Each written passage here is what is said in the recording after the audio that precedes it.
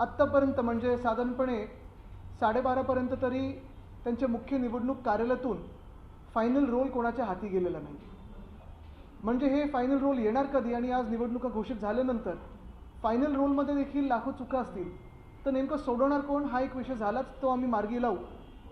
पण आपल्यासमोर मुंबईकर म्हणून काही गोष्टी मांडायच्या आहेत ज्या ह्या शासनाने फसव्या घोषणा केलेल्या आहेत. कारण भाजपाला ही जुनी सवय खोटं बोलण्याची, आणि भाजप शासनला, भाजपच्या राजवटीला देखील अशा घोषणा करण्याची जुनी सवय. आपल्याला आठवत असेल, निवडणुकीपूर्वी म्हणजे राज्याची जेव्हा निवडणूक झाली त्याच्या आधी भाजपनी लाडकी बहिणी 2100 रुपये देऊ हे सांगितलं होतं, अजून तेही झालेलं नाही आहे. गावोगावी जाऊन आम्ही शेतकऱ्यांची कर्जमाफी करू, कर्जमुक्ती करू हे सांगितलं होतं. आपण गेल्या 1 वर्ष पूर्ण पाहिलं आहे, शेतकरी आत्महत्या वाढत चाललेल्या आहेत, पण कुठेही कर्जमुक्तीचं नाव तर नाहीच, पण मदत देखील शेतकऱ्यांपर्यंत पोचली नाही. आणि असे सगळे वातावरण जेव्हा 29 शहरं निवडणुकीला सामोरी जात आहेत, महानगरपालिकेच्या निवडणुका आहेत, त्याच दृष्टिकोनातून काही मुंबईसाठी घोषणा ज्या आम्ही मागण्या केल्यानंतर, शिवसेना उद्धव बाळासाहेब ठाकरे पक्ष म्हणून आम्ही मागण्या केल्यानंतर मुख्यमंत्र्यांची असेल किंवा गृहनिर्माण मंत्र्यांची असेल धावपळ झाली, आणि थातूर मातूर उत्तर द्यायचं म्हणून काहीतरी त्यांनी दिलं होतं. आज मी त्या सगळ्या घोषणा त्यांच्या एक्सपोज करणार आहे, त्याची चिरफाड करणार आहे, आणि आपल्याच माध्यमातून लोकांना सांगणार आहे की ह्या घोषणा आहेत त्या फसव्या आहेत, भाजप खोटं बोलत आहे, ह्याला बळी पडू नका, फसून जाऊ नका. पहिली घोषणा म्हणजे आपण सगळीकडे पाहत असाल होर्डिंग्स लागलेले आहेत, एक पक्ष ज्या माणसांनी चोरला त्यांचे, की पगडी मुक्त मुंबई करणार. तसं पाहायला गेलं तर पागडी हा विषय महाविकास आघाडीचं सरकार, उद्धव साहेबांच्या सरकारने हा सोडवला होता 79A 79B क्लॉज आणून, ज्याच्यात जर बिल्डिंग एखादी इमारत जी उपकरप्राप्त इमारत असेल ती मोडकळीस आली असेल तर त्याला पहिले 6 महिने जागा मालकाला आणि नंतरचे हे टेनंट्सना आपण देऊन तिकडचा पुनर्विकास आपण शक्य करत होतो. हे अगदी राष्ट्रपतींपर्यंत गेलं. मग 2022ला तेव्हा जेव्हा त्याच्यावर सही होऊन आलं, अनेक ठिकाणचे पुनर्विकास हे मार्गी लागत असताना काही काही ठिकाणी NOC देखील मिळाल्यानंतर आपण पाहत असाल कोणीतरी कोर्टात गेलं आणि हा विषय तिथे एक तांत्रिक तिढा बसलेला आहे. आम्ही जेव्हा मागणी केली, मग मी होतो, मनोज जामसुदकरजी होते, अजय चौधरीजी होते, महेश सावंतजी होते, आम्ही आमदार म्हणून जेव्हा मुंबईचे आमदार म्हणून मागणी करत होतो की ह्या पागडी इमारतींना किंवा सेसच्या इमारतींना, उपकरप्राप्त इमारतींना तुम्ही न्याय दिला पाहिजे. आमच्या मागण्या होत्या ते स्पष्ट आहेत, आणि त्याच मागण्या ह्या पागडीमधल्या टेनंट्सच्या आहेत. पहिली गोष्ट जी आमची मागणी आहे आणि तीच त्यांची आहे ती म्हणजे सगळ्या टेनंट्सना तुम्ही लीगल संरक्षण द्या, ऑक्युपंट्स म्हणून जाहीर करा आणि त्यांना संरक्षण द्या. कारण झालं असं, आत्ता कुठेतरी बिल्डिंग मोडकळीस आली आहे दाखवून जे जागा मालक आहेत ह्या पगडीमध्ये राहणाऱ्या लोकांना बाहेर काढण्याचा प्रयत्न करतात. तर पहिली आमची मागणी होती तुम्ही त्यांना ऑक्युपंट्स म्हणून जाहीर करा आणि जे काही तांत्रिक आणि लीगल संरक्षण असतं ते द्या. दुसरी गोष्ट म्हणजे हा जो तिढा निर्माण झालेला आहे कोर्टामध्ये, एक सक्षम प्राधिकरण कोण आहे हा लवकर सोडवा. कोर्टामध्ये तुमचा इगो बाजूला ठेवा आणि सांगा कोर्टाच्या समोर की म्हाडाच हे सक्षम प्राधिकरण आहे. का अजून ते अडले, का राज्य सरकारकडून पुढे काही कारवाई झाली नाही त्याच्यात कोणास ठाऊक. आणि तिसरी गोष्ट आणि सर्वात महत्त्वाची गोष्ट जी मी मागणी केली होती अधिवेशनात ती हीच होती की ज्या काही उपकरप्राप्त इमारती आहेत किंवा सेस प्रॉपर्टीज असतील किंवा पागडीवाले प्रॉपर्टीज असतील, ह्यांना तुम्ही स्पष्टपणे एक ट्रिगर द्या की मोडकळीस बिल्डिंग आली असेल किंवा नसेल, पण 60 वर्षाची एकदा बिल्डिंग झाली तर पुनर्विकासाची संधी पहिली जागा मालकाला आणि मग तिकडच्या टेनंट्सना हे तुम्ही शक्य करून द्या. पण झालं असं, एका बाजूला हे सगळं न होता जे काही गृहनिर्माण मंत्र्यांनी घोषणा केली ती फक्त आणि फक्त जागा मालकांसाठी होती आणि बिल्डरांसाठी होती. आणि म्हणून त्यांनी जे होर्डिंग लावलेत पागडी मुक्त मुंबई, त्याचा अर्थ हाच होतो की पागडीमध्ये सगळे राहणारे जे मुंबईकर आहेत, जे लाखो मुंबईकर आहेत, त्यांना मुंबईतून बाहेर घालवण्याचा किंवा मग ते अदानीचे कसे धारावीमधले लोक देवना डम्पिंग ग्राउंडवर न्यायचं तसं तिथे देवना डम्पिंग ग्राउंडवर नेण्याचा प्रयत्न हा कदाचित एकनाथ मिंदेंचा असू शकतो. पण बघा ना, जे मी फेकनाथ मिंदे एवढ्यासाठीच बोलतोय कारण सगळ्या गोष्टी तर फेक आहेतच, पण ही घोषणा देखील अशी फेक आहे त्यांची घोषणा काय, जर मी नीट ऐकलं असेल आणि तुम्ही पण नीट ऐका, ते त्यांच्या स्क्रीन व्हिडिओग्राफ पण आहेत. त्यांनी सांगितलं आहे की पुनर्विकासासाठी पागडीच्या आम्ही म्हणजे ते भाजप आणि मिंदे हे नवीन धोरण आणत आहेत आणि त्या धोरणाप्रमाणे जे तिथे राहतात जे टेनंट्स आहेत, जेवढी जागा त्यांची आत्ता आहे तेवढीच जागा निश्चित केली जाईल. म्हणजे जर तुम्ही 10 बाय 10च्या खोलीत राहत असाल, जो काही पुनर्विकास स्वतः करता त्याच्याप्रमाणे 500 square foot, 560 square foot, 700 square foot, कोणा 300 स्क्वेअर फूट, जे काही तुम्ही ठरवता ते होतं. पण मिंदेंच्या घोषणेप्रमाणे आणि ह्या धोरणाप्रमाणे तुम्हाला जेवढी जागा आहे आत्ता ती सुनिश्चित करून तेवढीच जागा तुम्हाला मिळेल. पण जागा मालकांनी अधिक ठिकाणी आपण पाहाल जास्ती करून ठिकाणी जागा मालकांची आता जे काही राईट्स आहेत ते बिल्डरांनी घेतले आहेत, त्यांना वाढीव FSI मिळणार, TDR मिळणार, अजून कॉम्पेन्सेटरी काहीतरी मिळणार, इन्सेंटिव्ह मिळणार, बेनिफिट मिळणार. म्हणजे नेमकं तुम्ही कोणाचं सरकार आहात? ह्या जागा मालकांची लॉबी तुमच्या सरकारमध्ये काही फंडिंग काहीच केलं का त्यांनी, किंवा काही वेगळ्या मार्गाने घुसलेत का? बिल्डरांची लॉबी जी असेल, मी नेहमी सांगतो की हे सरकार भाजपचं जे आहे ते बिल्डर जनता पार्टी आहे, ते भारतीय जनता पार्टी नाहीच आहे. आणि खरोखर तुम्ही पाहाल की सगळ्या ज्या घोषणा आहेत ते बिल्डरांसाठी केलेल्या आहेत. तर ही पागडीची घोषणा, आणि आज आपल्याच माध्यमातून सगळ्या पागडीमध्ये राहणाऱ्या मुंबईकरांना मी विनंती करत आहे की हे जे काही पागडीमुक्त मुंबई जे बोलत आहेत, मिंदे बोलत असतील, भाजप बोलत असतील, फसवी घोषणा आहे, बळी पडू नका आणि जे सत्य आहे ते जाणून घ्या. त्यांना तुम्हाला मुंबईतून बाहेर काढून टाकायचं आहे. ही खरी गोष्ट आहे आणि खरी परिस्थिती आहे. दुसरी जी काही बातमी मी तिथे असताना पाहिली, कारण ही परत मागणी आमची सतत राहिलेली आहे, जी आमची मागणी आहे ती हीच आहे की दोन गोष्टी ह्याच्यात. पोलीस हाऊसिंगबद्दलचा जो विषय येतो, पोलीस हाऊसिंग, जे पोलिसांचे सगळे कर्मचारी आहेत, पोलीस ऑफिसर्स आहेत, त्यांना मुंबईमध्ये जिथे आत्ता पोलीस कॅम्प्स आहेत तिथे चांगल्या राहण्यासाठी चांगल्या जागा झाल्या पाहिजे. महाविकास आघाडी सरकार पडण्याच्या आधी जे मार्चमध्ये अधिवेशन झालं त्याच्यात आम्ही 650 कोटी मला वाटतं हे पोलीस हाऊसिंगसाठी वेगळे काढून ठेवले होते. आपण पाहत असाल मोठ्या प्रमाणात आम्ही पोलीस हाऊसिंग सुधारतो, मुंबई असेल इतर शहरांमध्ये असेल. पण हा सगळा कार्यक्रम आता ठप्प पडलेला आहे. आणि जे रिटायर्ड पोलीस परिवार आहेत त्यांच्या वतीने दोन मागण्या होत्या. एक, जो दंडनीय शुल्क जो आमच्या वेळी 25 रुपये प्रति स्क्वेअर फूट होता, जो आता 150 रुपये प्रति स्क्वेअर फूट केला आहे, तो स्थगित करून परत 25 रुपयावर आणावा. आणि दुसरं म्हणजे रिटायर्ड पोलीस कर्मचाऱ्यांना किंवा परिवारांना तुम्ही मुंबईमध्येच, मुंबई MMR क्षेत्र नाही, मुंबईमध्ये, मुंबई शहरामध्येच तिथे त्याच कॅम्पामध्ये किंवा आजूबाजूला कुठेतरी जागा निर्माण करून त्यांना PMA आवास योजना असेल किंवा अशा काही धर्तीवर त्यांना जागा उपलब्ध करून द्या किंवा सोसायटी बनवण्याचा प्रयत्न करा. पण मला वाटतं मी हे जी बातमी ऐकली ती अध्यक्ष महोदयांचं एक बाईट ऐकला की आता नवीन एक समिती गठीत होणार आहे. पण पुन्हा एकदा मी सर्वच पोलीस कर्मचाऱ्यांना आणि पोलीस परिवारांना विनंती करत आहे की ज्यांच्या कोणाची इच्छा असेल मुंबईत घर मिळवण्याची किंवा चांगलं घर प्राप्त करण्याची, ह्या घोषणेला बळी पडू नका, फसून जाऊ नका.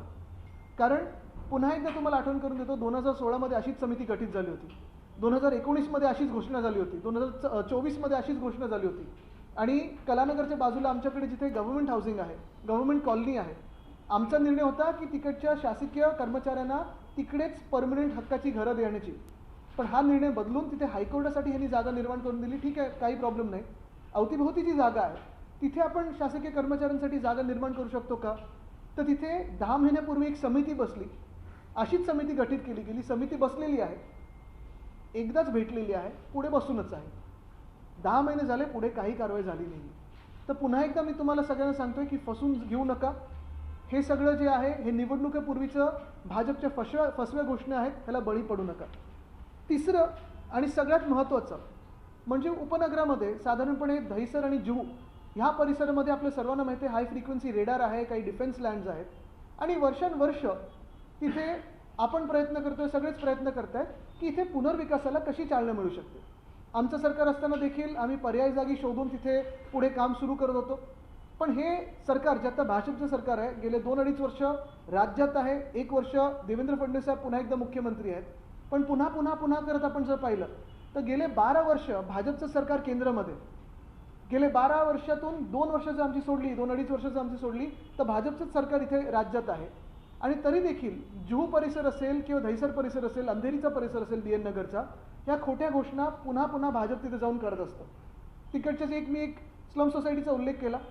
जुहू एरोड्रोमच्या बाजूला एक नेहरू नगर नावाची स्लम सोसायटी आहे. तिथे 2017 साली फडणवीस साहेब मुख्यमंत्री असताना निवडणुकीच्या काळात जाऊन घोषणा केली होती की तिकडच्या तिकडे भाजप सरकारमुळे त्यांना इन सिटू रिडेव्हलपमेंट मिळेल.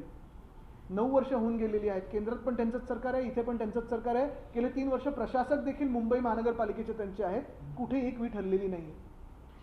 तसंच आता ही घोषणा बघा, जी आम्ही मागणी केली होती त्याच्यावर उत्तर बघा काय घाईघाईत दिलं त्यांनी.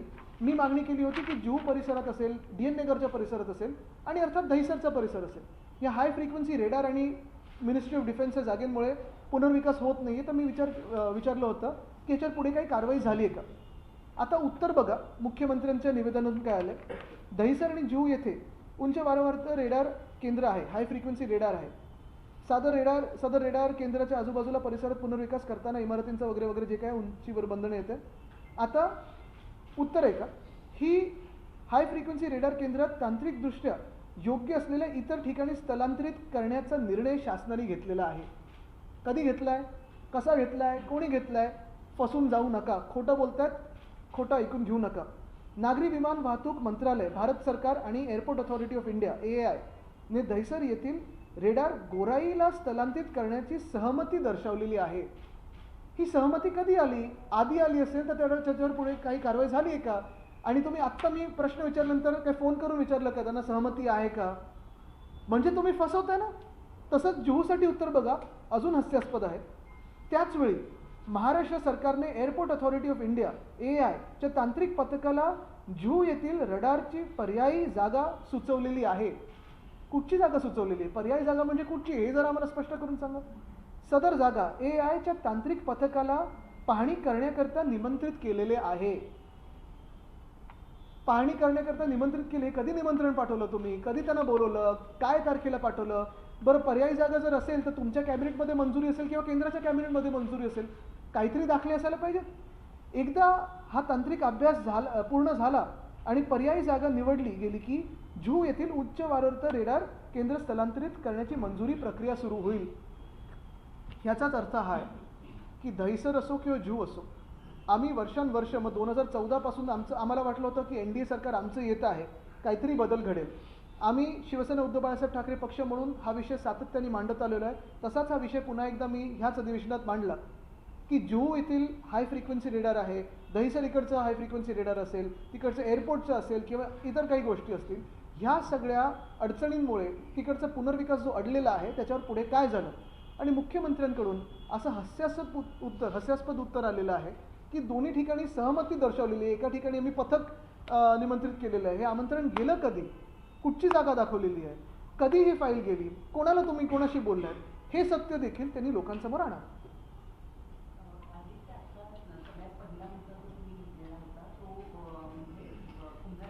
पागडी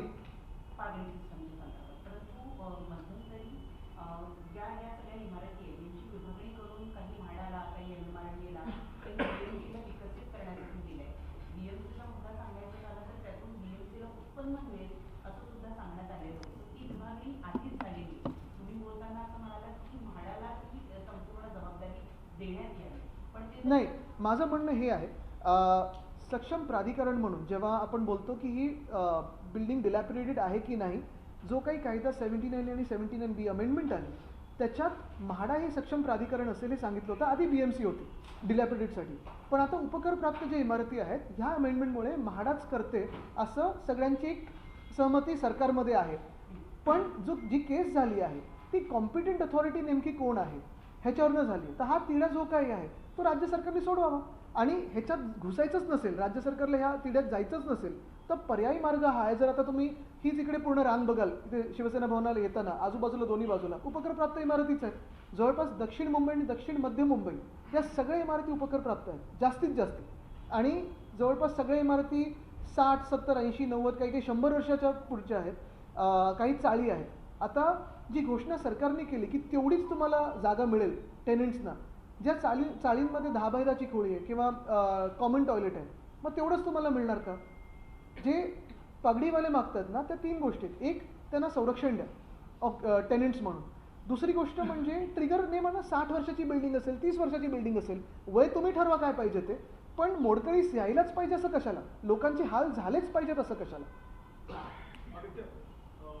तुम्ही पागडी सिस्टम बद्दल बोललात, खास करून साऊथ मुंबईमध्ये या चाळीस. तुमचं पण पागडीच होतं ना? तर अनेक वेळा फिरलाय. तुम्ही वाचलात, तुमचं रिडेव्हलपमेंटला गेलो ऑलरेडी. फॉर्च्युनेटली आमचं गेलंय, पण बाजूच्या नाही गेलं. माझा प्रश्न असा आहे की महारेरासारखी एक कॉम्पिटंट अथॉरिटी जी इतर वेळी नवीन कन्स्ट्रक्शनवर नेहमी एक वचक ठेवून असते, पण रिडेव्हलपमेंटची जेव्हा गोष्ट येते किंवा पागडीची जेव्हा गोष्ट आहे तेव्हा महारेराला काही अथॉरिटी नाहीये. तर जेव्हा तुम्ही कॉम्पिटंट अथॉरिटीची गोष्ट करताय तर महारेराला ही अथॉरिटी दिल्या तर चालतील का? किंवा महारेरा ही तुम्हाला वाटतं का की कॉम्पिटंट अथॉरिटी आहे? बघा, मुंबईमध्ये साधारणपणे 14,500 ते 15,000 इमारती ज्या सेस आहेत किंवा उपग्रहप्राप्त आहेत. माझं मत स्पष्टपणे असं आहे की जी आपण अमेंडमेंट आणली होती दोघांना फेअर होती, दोघांना बरोबरची होती. जे जागा मालक आहेत त्यांना पहिली संधी देत होतो आणि तेव्हा टेनंटशी त्यांना साधारणपणे सहमती लागत होती. तसंच जर जागा मालकांना जमत नसेल तर टेनंट्सचा मार्ग मोकळा आहे, जो काही विकासक नेमायचा तो, आणि विकासक नेमल्यानंतर जागा मालकाला कॉम्पन्सेशन मिळत होतं. तर म्हणणं एवढं साधं सोपं आहे की सगळं काही बाहेर एकाच अथॉरिटीवर टाकण्यापेक्षा, एकाच प्राधिकरणावर टाकण्यापेक्षा तुम्ही जे चालू आहेत त्याला थोडा मार्ग सोपा करून द्या. आता रेराचा पण जो विषय आहे, मी आपल्याला आठवत असेल अधिवेशनात ह्याच मांडलं होतं की SRA ला पण रेरासारखी एक अथॉरिटीची जरूर आहे. कारण रेरामध्ये आता किती वर्ष केसेस काही काही पेंडिंग आहेत.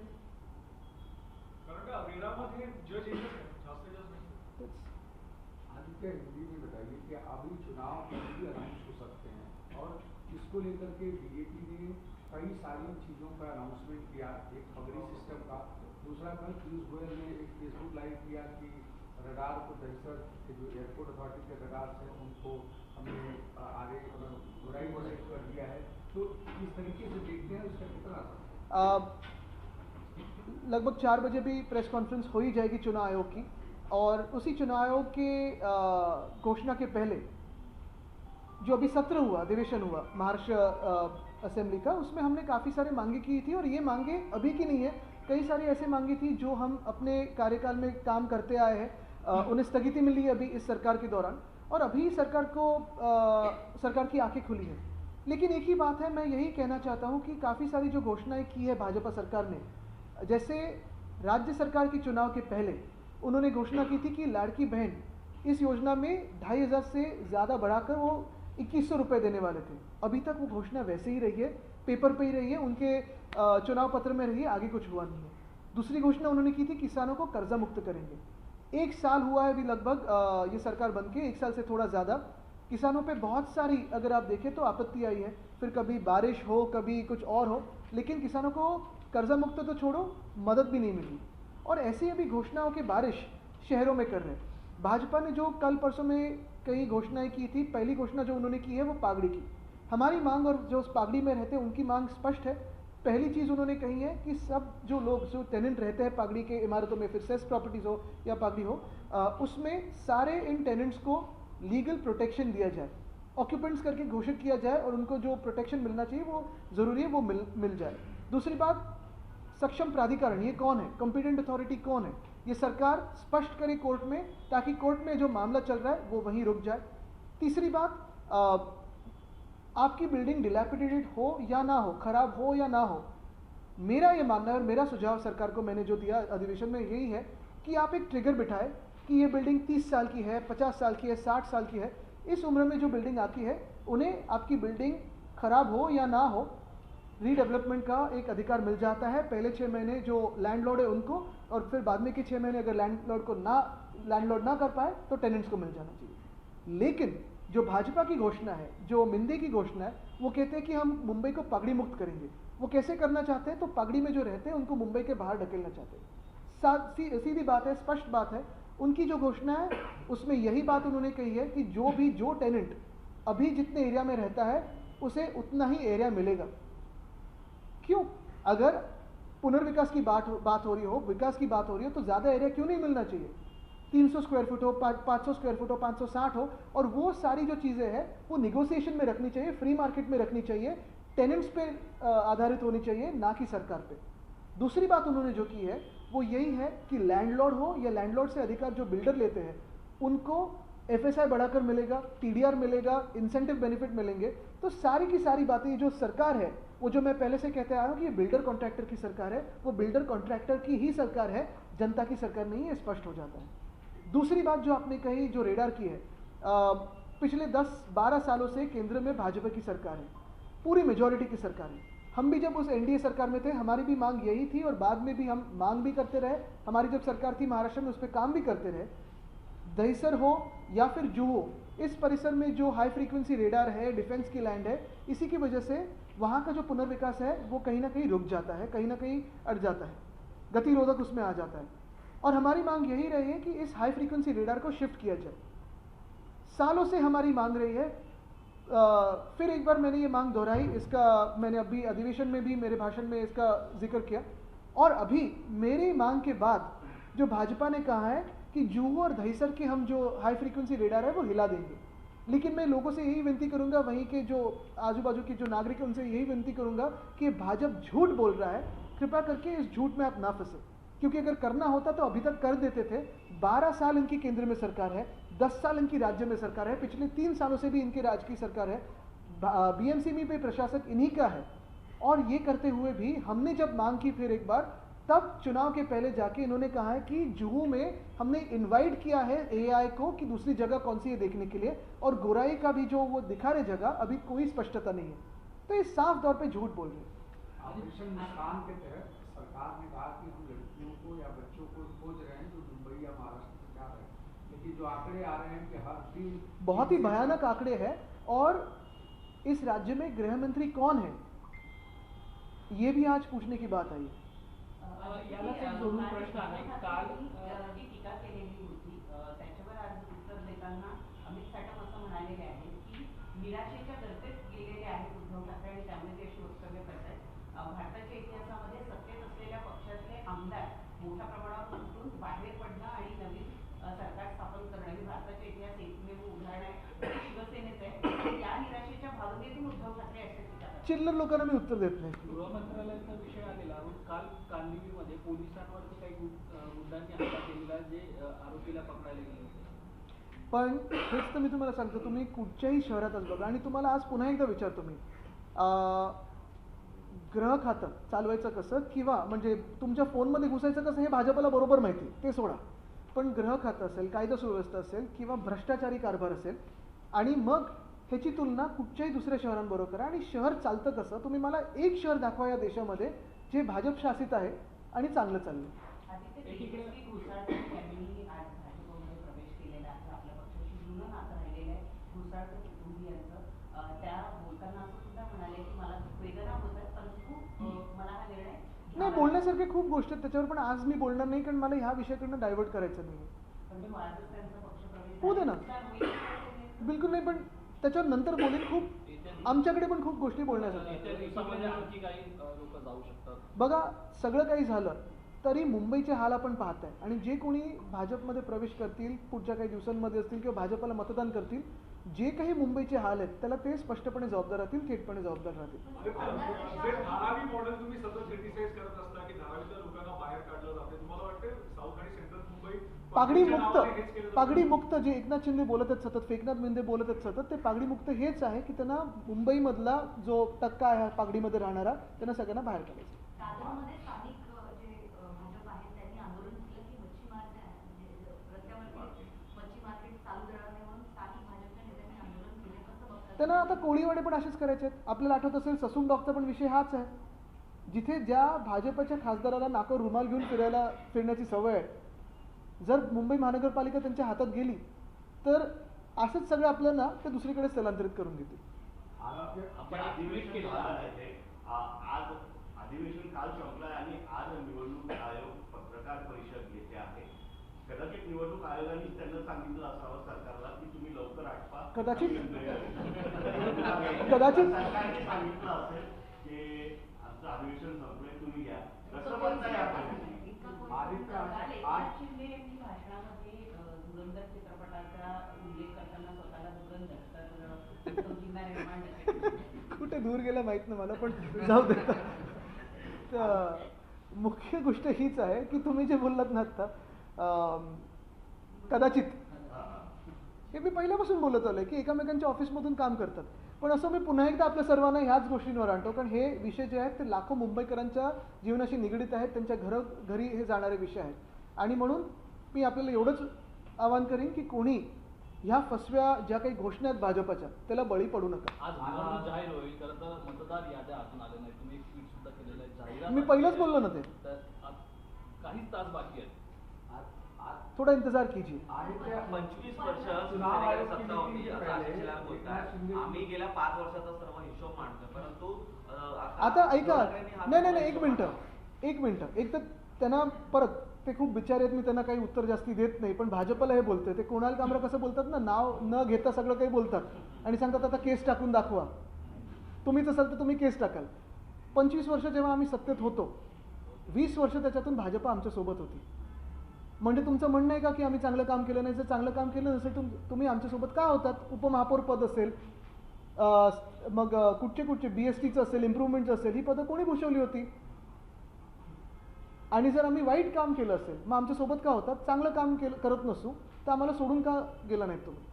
कोविडचा देखील उल्लेख केला आहे, कोविडमध्ये देखील उल्लेख केला आहे त्यामध्ये की अनेक जे डेटा आहेत ते स्वतःच्याच लोकांना दिले. बघा, कोविडमध्ये जे काही तुम्हाला मुंबईत आणि महाराष्ट्रात चित्र दिसत होतं, लोक मुंबईत आणि महाराष्ट्रात कुठून कुठून फ्लाईट घेऊन येऊन थांबण्याचा प्रयत्न करत होती, कारण जे गुजरातमध्ये सुरत असेल, अहमदाबाद असेल किंवा उत्तर प्रदेशमध्ये भयानक चित्र दिसत होतं ते महाराष्ट्रात कुठेही दिसलं नाही. जे मायग्रंट लेबर होतात त्यांना पण आम्ही रेल्वे मंत्र्यांना फोन लावून तेव्हा सांगत होतो 23 मार्चला जेव्हा ते जनता कर्फ्यूचं चाललेलं बूथ की ह्यांना सगळ्यांना जाऊ द्या, मुंबईत केसेस नाही आहेत. तेव्हा त्यांनी सांगितलं नाही. आणि मग 1 मेला जेव्हा केसेस पूर्ण टॉप पीकला गेलं तेव्हा त्यांनी ट्रेन्स उघडल्या होत्या आणि तो देशभर सगळं पसरलं होतं. पण मायग्रंटचे काय हाल झाले होते आपल्या मुंबईत पण आपण पाहिलं असेल, मुंबईत कुठेही किंवा महाराष्ट्रात कुठेही आम्ही कोणालाही त्रास होऊ दिला नाही, जसं गुजरातमध्ये झालं की उत्तर प्रदेशमध्ये झालं. पारदर्शक आम्ही कारभार चालवत होतो.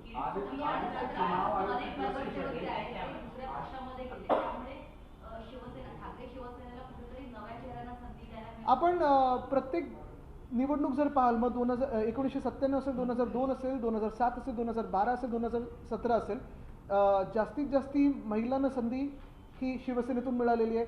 जास्तीत जास्ती नवीन चेहऱ्यांना संधी ही शिवसेनेतून मिळालेली आहे. तर एक नक्की आहे की मुंबईचा विश्वास हा एका व्यक्तीवर आहे, उद्धव बाळासाहेब ठाकरे.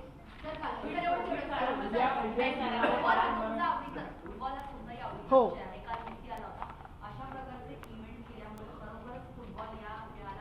नाही मला वाटतं बघा, मेसी येणं किंवा कोणी असं जागतिक स्टार येणं चांगलीच गोष्ट आहे, पण जो बाकीचा मेस होता, जे राजकीय लोक जाऊन फोटो बिटो काढण्याचा प्रयत्न करते, खरे फॅन हे लांब राहिले. आणि म्हणून मी पण खरा फॅन म्हणून तिथे गेलो नाही, कारण नाही तर आम्हीच सगळे राजकीय लोक पुढे पुढे करत असतो.